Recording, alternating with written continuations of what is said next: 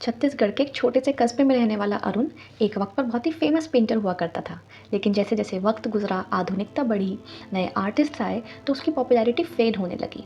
Eventually उसका काम, उसकी आर्ट सब भूली बिसरी हो गई। बहुत साल बीते। एक दिन अरुण कुछ काम से मार्केट जा रहा था। तभी उसकी नज़र एक दीवार पर पड़ी जो कि काफ़ी बेकार सी, काफ़ी वीरान सी लग रही थी। अब उस दीवार को देखकर अरुण के अंदर का आर्टिस्ट जाग गया।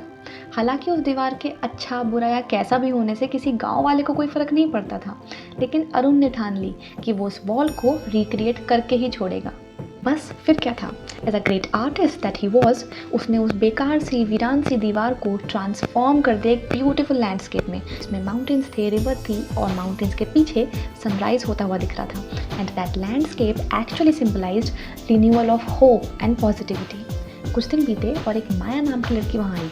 वो आई तो थी अपने किसी सोशल कॉज से एसोसिएटेड काम के लिए, लेकिन जब उसकी नज़र उस लैंडस्केप पर पड़ी तो उसे क्यूरियोसिटी हो गई ये जानने की कि आखिर ये बनाया किसने है।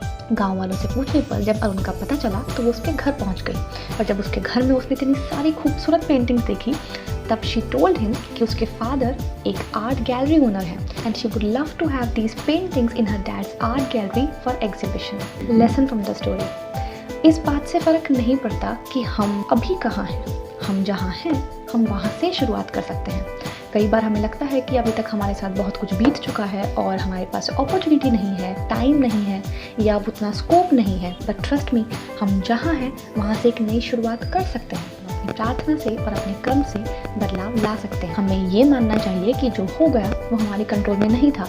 हम हद से हद उससे सीख ले सकते हैं, लेकिन जो होने वाला है यानी जो फ्यूचर है वो डेफिनेटली कुछ हद तक हमारे कंट्रोल में है। हमारे एक्शंस, हमारे इंटेंशंस पावर रखते हैं। Always remember, we are not defined by what has happened to us till date or what has taken place in our lives till date. We are defined by what we choose to do in our present. We are defined by what intentions we hold today and what vision we have for our future.